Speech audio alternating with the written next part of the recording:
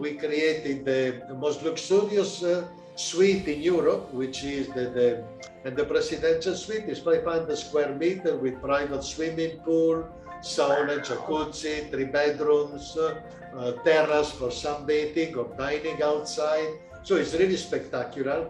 I am Ezio Indiani and I am the general manager of the Principe Di Savoia in Milan. It has been here since 1927 and we have had an endless number of prominent people coming from all over the world. Hello, my name is Renee Leith-Manos. Welcome to this podcast, Where To From Here, featuring conversations about luxury travel and how it's changing in every pocket of the globe.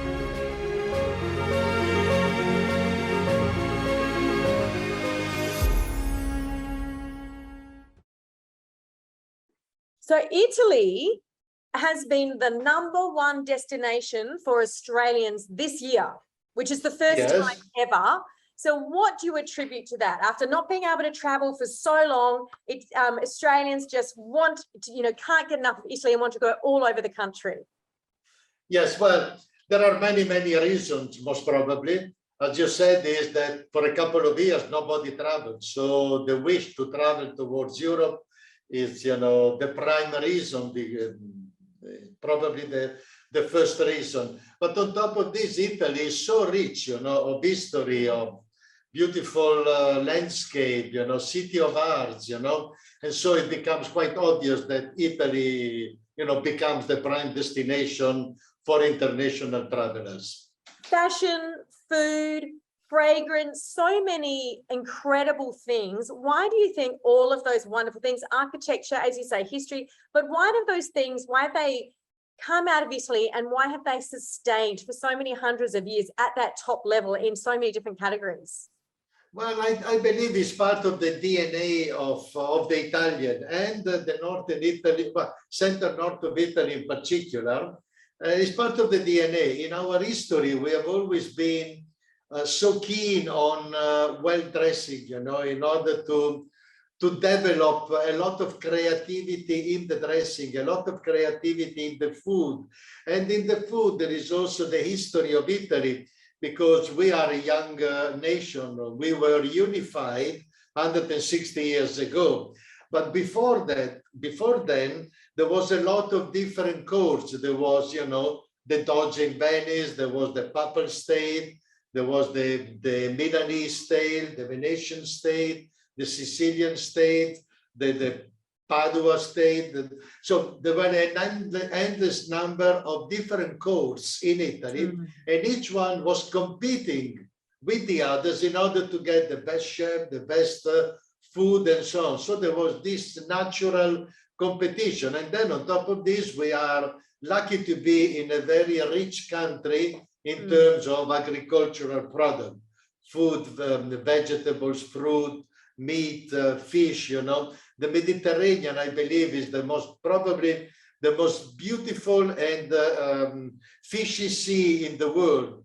And the water of the Mediterranean is not as cold or as deep as the ocean. And so it gives us the best fish in the world, really, And so I think we have been very fortunate to have to live in this country, because many things are really taken for granted, really. They're part of nature. Today in Italy, how would you describe the DNA, as you call it, of Northern Italy compared to Southern Italy? Well, Northern Italy has a different history compared to Southern Italy. Southern Italy, it was basically only agriculture if we go 150 years behind. While in the Northern Italy, with the influence of the German, the Austrian, and so, the Northern Italy has been very much industrialized. So the first industries and so on, they were all in the Northern Italy. Milan, Venice, Padua, Turin. Also the French influence, on the on the western part of the country, like Turin, Piedmont, Lombardy, and Liguria. All these regions were very much under the influence of the Northern Italy country, and the industrialization started really in Germany and in England, And so it was natural, since we were occupied by the Austrian, that a lot of industry came about in Milan, and then it spread all over the northern Italy. We have had disadvantage in comparison to the southern Italy. No? But you might be at a disadvantage, but you're the wealthiest city, right? Milan in Italy today. Yeah. Well, I would say Lombardy as a region. Milan is the capital of Lombardy. But as far as I know, Lombardy is probably the richest region in Europe as a concentration of industries and wealth. Lombardy is probably the richest in Europe. Wow. And Milan is one of the richest cities as well, obviously. And your beautiful hotel, Principe De Savoia, where I stayed very recently and just loved, is right there and is 100 years old. Can you tell us the history of the hotel, which at some stage was called Hotel du Nord? Yes and no. In terms that the hotel was built in 1927, and behind the site in which the hotel was built, there was this little pension, little, small, very small 3-star property called the Hotel du Nord. And it was the hotel of the central station, because back in the beginning of the last century, the central station was just at the doorstep of the existing Principe di Savoia now. So the hotel was built, opened in 1927, and as a matter of fact, there were 2 hotels, Hotel Principe and Hotel Savoia, because there were 2 families. There was the family Principe and the family Savoia. So for 70 years, the hotel was called Principe e Savoia, which is translated Principe and Savoia. Then when the Aga Khan bought the Chiga group, because the Principe was, the flagship hotel of the Chiga group, he changed the name and it became Principe di Savoia. So Prince of Savoy, no? But originally it was Principe and Savoia, and it was the name of the 2 families. When they got together, the 2 families, and they made an hotel on a unique hotel, they incorporated also the Hotel du Nord, which was at the back. So the 2 were at the front, and the Hotel du Nord were at the back, and so it was only incorporated. And in 1990, there was a special law in Italy linked to the World Cup, in which they authorized the buildings in the major city to go up, to increase their volumetry, the capacity of 1-2 floors. And the Principe leveled the facade of the 2 different buildings. It was leveled out as it is now, and we increased 2 floors in many parts of the hotel. And on the top one, we created the most luxurious suite in Europe, which is the presidential suite is 500 square meters with private swimming pool, sauna, jacuzzi, 3 bedrooms, terrace for sunbathing or dining outside. So it's really spectacular. And we have had, the most incredible, prominent people of the world, really, starting from Queen Elizabeth, they stayed here in the year 2000. Yeah. But head of states, film stars, famous musician, and so on, And tell us a story. Obviously. Tell us a celebrity story. Our audience always loves a celebrity story. Well, it's difficult to say the name. I tell you, one of the, I will not tell you the name, but this is quite funny. It's a very, very famous actor, a Hollywood actor, which spends a lot of his time in Europe. And he was, invited by one of the prominent designers here in Italy, in Milan, and he gave the presidential suite for 3 nights. And I think one night it happened that, he was there with friends, and probably they got a bottle of champagne on top of what would be considered the normal drinking. And so on the consoles that we have in the suites, we have small obeliscus and marble bowls. So they took all the obeliscus, they put them in the corridor, and with the marble bowl, they played bowling. Now, they created a damage of 25,000 euro at that time, back in 2003, 2004. No? And so we called the designer saying, listen, you're film star, has created this damage, you know. And he said, okay, don't worry, I'll take care of everything, no? So they paid all the damage as well, you know. And but that was fun, you know. But unfortunately, I cannot tell you the name of the star, you know, because it would be not nice for him, you know. Yeah. I don't know how he would take it. The hotel is now owned by the Dorchester Group, but you also worked in Rome for Hotel Eden, which is now owned by the Dorchester. Is that right? Yes, I was working at the Hyde Park Hotel in London as Deputy General Manager, which is now the Mandarin Oriental. And it was owned at that time by the Forte Group. And the Roccoforte promoted me. My first appointment as General Manager was really at the Eden in Rome. And the Eden was, you know, at that time, it was a real rundown property. So I had the specific objective to reach an agreement with the union in order to close the property and fully refurbish it and reopening it. So I started in August 91, and in April 92, the hotel was closed. And we started the full refurbishment, and we reopened it in September 94. And we did the grand opening ceremony in March 95, and we had Margaret Thatcher at that time that came to cut the ribbon with the whole Forte family, half of the Italian government. There were really prominent people from the UK, the Flick family, the president, chairman of the Times, you know, very, very important people from the UK, and a lot of politicians and head of the industries of Italy. And Margaret Thatcher was the patron, you know, that cut the ribbon together with Charles Forte. You know? Was she very demanding? Was Margaret Thatcher very demanding with her needs when she stayed? Not really. No, not really. Well, I must say that everything was already organized. She stayed 2-3 days, but, you know, there were all a series of events, really, no? So at the breakfast, she had a meeting. At lunchtime, she was meeting another. So everything was planned already. She had a very busy schedule, and everything went very, very smooth. And I remember Roccoforte saying at the end of the event, because we did one party for 500 people throughout the property, wonderful. And it was really extraordinary. I got in touch with a company that designed creative silver plates, and so huge plates, you know, with fruit decoration, game decoration, you know, really extraordinary.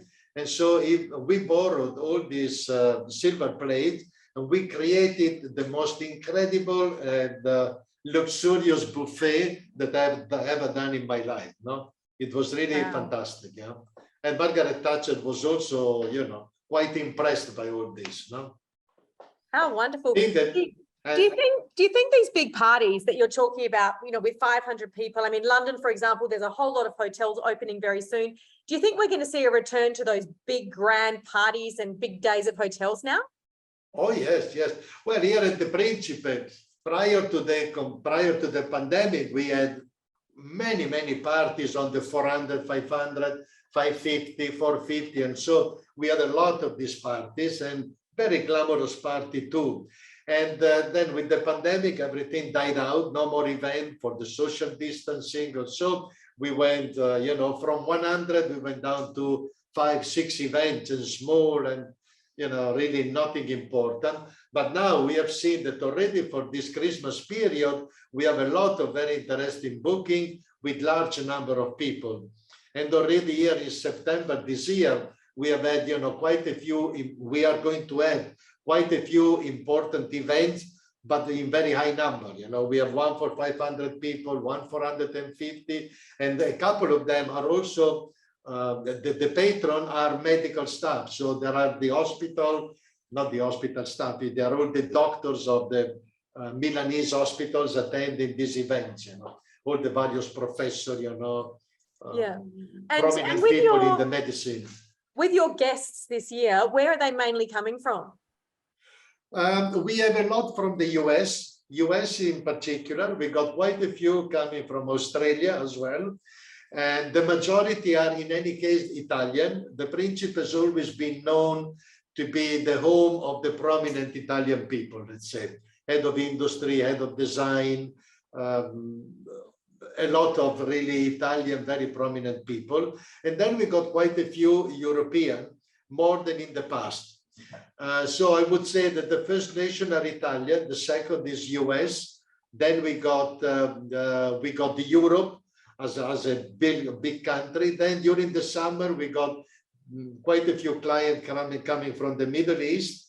And we are now down to zero towards China and Russia. That used to be, the Russian used to be in the region of 4-5% on the year. Now we are down to basically below 1%. We are at 0.3, 0.4, basically nothing, The world's changed, that there's a war, completely. China, it's really changed, the face of luxury hospitality in a big way from what I see and from everyone that I talk to on the show talks about. Yeah, and I must say that the business that we lost with China, the Far East in general, let's say, China, Japan, and the Middle Far East, and also from Russia and many of the Russian provinces, was recuperated or was really taken by the European client in particular, a lot more of European client. And how do you see luxury travel changing into the future now? Well, people are always are more demanding. They want things done very fast, very fast.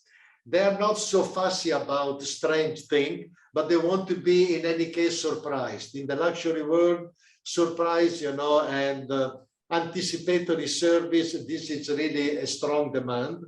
And the technology has to function properly. There is no excuses for internet not to work properly, not to have the strength, the capacity, the proper functioning of technology is really crucial for us. Yeah, absolutely. And I think it will be more and more. And they're very, very refined. So they want things elegant, they want things, service fast, efficient, and yet not too intrusive. And on the other end, they don't want a pompous service, but they want something more on a friendly basis, but keeping in mind that the client is the client and the staff is the staff. Yeah, so absolutely. They want, certain kind of respect, but they want to be on a friendly basis too. And what about sustainability? Is that something that your guests are asking you about? Is it something that, the Dorchester are thinking about? Dorchester is thinking about it in a very strong way, because, our chief executive has decided already 3 years ago, prior to the pandemic, to really have a plan in order to reduce the plastic and go on sustainability on every product that we use, not only us, but to have also the supplier that do comply with, all the sustainability efforts, really. So also the suppliers, when we question the supplier about their sustainability policy inside their company, and if we see that they are not sustainable, we change the supplier as well. In terms of the major works that we do, sustainability is the top priority that we have. Whenever we do work, we change all the windows, we have all isolating product that we use. We are planning now to put solar panel on top of the hotel. We changed the air conditioning system. We are evaluating also to have the air conditioning system utilizing the huge amount of water on which Milan sits. Milan sits almost on a lake. There is plenty of water under the soil of Milan. So we would go 70, 80 meters or 100 meters into the soil and get the well. And with the well, with the cold water of the well, we would refrigerate the whole hotel. That would be very much into, a green economy, let's say, Yeah. Gosh, saving on electricity, saving on gas. It depends on the traditional system that one hotel has. We have electricity, and with the cost of electricity nowadays, on top of it, this new system would really help us a lot. But anything we do, whenever we do any refurbishment, sustainability is the top agenda, is on top of our agenda. Yeah. And you won the Italian Spa Award. Congratulations. Thank you very much. How important is the spa and wellness to your hotel? Oh, it's very important. It's very important because we have a lot of people that do come to the Principe, not only for going shopping or visiting the museum or enjoying the nightlife or the style of life of Milan. And then when they come back, they really enjoy having a massage, a swim in the pool, sunbathe during the summer. I mean, we are not at the seaside, but if they have 1 hour free after the business and so to sunbathe on the terrace and have a little swim or 1 hour of exercise is quite in a high demand. In addition to all the treatment room that we have therapists which are really very good. Really, I have to stop you. I had this a massage, and I went to the desk to check in for the massage, and there was this very good looking young Italian man there, and I was signing the forms and everything, and and then he said, "I'm your therapist." I nearly passed out. I was like, oh my gosh. And it was one of the best massages, and I said to him, "Are you a physiotherapist?" He said, "No, I have a study and I have a degree in massage." And it was just it was like a physiotherapy. It was such a great massage. Physiotherapist, yes. Wonderful. So I can attest your spa is incredible. Thank you, because we have a good team of men and women to do massage and therapists. Therapists, I must say, they are almost all ladies, no? But in massage, we have ladies and men, really, no? Yeah. But they are all very professional, boys. very professional, all of them, really. Yeah. And we receive a lot of compliments from, the people that do have massage or treatment, not facial treatment. Well, they know what they're doing, which is such a joy. So many hotels, they don't have, the really qualified therapists, but you do. Yeah. And the other thing about the spa that I must share with our audience is one of my favorite places in the hotel is the little veranda that is off the high one, and you can see the city. And in fact, a couple were having their morning coffee out there the morning that I was there. Indeed, it's beautiful. You can have morning coffee, and during the summer, you also have people sunbathing in there. They go to the pool, and then they come out from the pool directly on the terrace, and they sunbathe, they have a drink, an aperitif, or a snack, whatever, no? And it's lovely because it's on the 10th floor of the hotel. So it's really very well accepted, very well accepted by all our guests, really, no? It's absolutely beautiful. And Ezio, please share some of your insider secrets about Milan. When you're not at the hotel, can you share some bars and restaurants that you love going to, and we can find some pictures of them to show our audience? Well, one thing that I like more than the rest of the restaurant on top, but is on Saturday and Sunday to walk through the park and go in the shopping district. And so I like to window shopping really during my Saturday and Sunday of duty. And then restaurant-wise, there are different type of restaurant that I love. When I want to eat a proper pizza, I go to the Le Specialità, which is in Via Pietro Calvi, and then they have a very thin pizza, pretty large, but very thin, and with first quality product like the mozzarella, the bufala, and the fresh tomato sauce. I like the Cantabrico anchovies. To me, it's the best place for pizza in Milan. Then when I want something more creative, in particular fish-wise, I go to the Langosteria. Langosteria is a very famous place, and it's quite difficult to get, to get a table because it's very much in demand, and I think it's very, very good.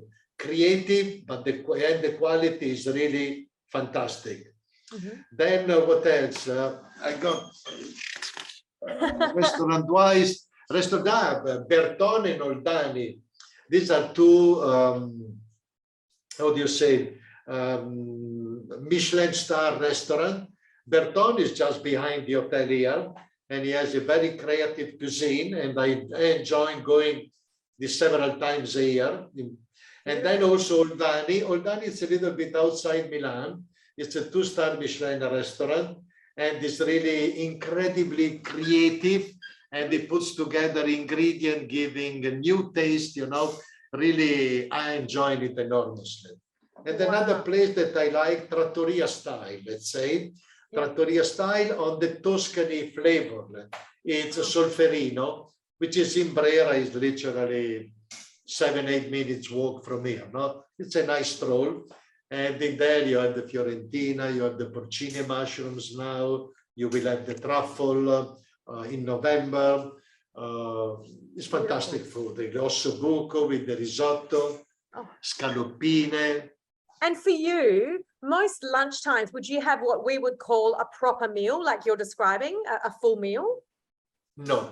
I come from how do you say, the food and beverage. I grew up my career coming through food and beverage. So it is around 40 years now of my career that I've always been eating in the restaurant and having something to do with the kitchens as well.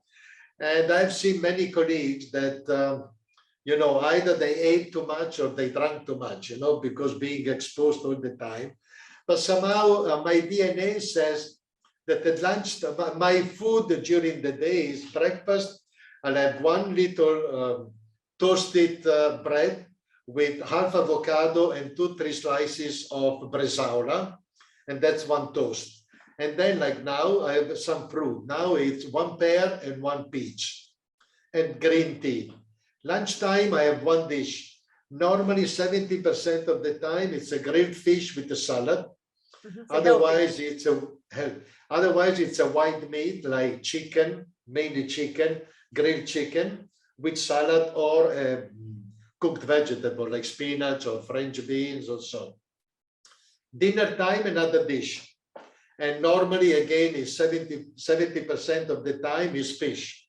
So my dietary is fish and chicken. And every now and then during the winter, I get some of these, how would you call it? A little bit more structured dishes like, you know, stewed beef or something like this, or a nice steak or so. But I would say red meat during the winter once a week, and during the summer never. Not a lot of pasta or pizza. Sometime at lunchtime, as I said, 30% with fish. Then you get chicken, breast of chicken, and every now and then a dish of pasta. Yesterday I had a beautiful tagliolini with porcini mushrooms. That was, you know, extraordinary. Very, very, very good. No? Very good. Look, it must be, you know, a challenge for someone like you, for all GMs around the world, to manage their weight, because so much of your job is eating and drinking that I think having a structure like that is really sensible, especially in Italy. Yeah, no, it is. But as I said, you know, my body doesn't require much, no? So one little breakfast, one dish at lunch, one dish at dinner, finished. And at lunchtime, I don't drink wine. During that, I don't take aperitifs, for instance.